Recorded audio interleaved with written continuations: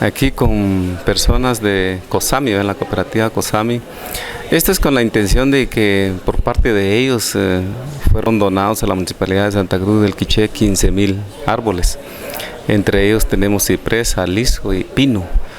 Entonces, para poder atender a los beneficiarios, porque hemos tenido muchas solicitudes acá en la municipalidad, una de las condiciones para poder brindarles estos arbolitos a los beneficiarios es que tienen que recibir una capacitación previa, y es precisamente el día de hoy nos encontramos acá. Ellos, los beneficiarios, están recibiendo esa capacitación, están conociendo sobre los beneficios que tiene de reforestar, del tema ambiental, y cuál es el compromiso de la municipalidad y de cada uno de ellos para que en realidad pues este proyecto que hoy se está iniciando, pues en realidad se tengan los resultados que esperamos, ¿verdad? Entonces, previo a la entrega de los 15,000 árboles que se va a hacer la próxima semana, el día de hoy pues se está dando esta capacitación por parte de personeros de la municipalidad y de COSAMI. De esa forma pues logramos que no solo recibir los arbolitos, sino tener el conocimiento de los beneficios que tiene y la forma en que debemos implementarlo en las áreas que ellos están facilitando.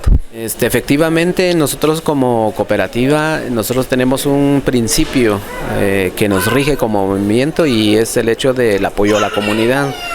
Parte de eso también es gracias a la confianza que nuestros asociados han tenido hacia la cooperativa, es que se realiza este tipo de acción. El convenio realizado acá en Santa Cruz del Quiché responde a una parte del proyecto macro que tenemos a nivel del área donde tenemos cobertura.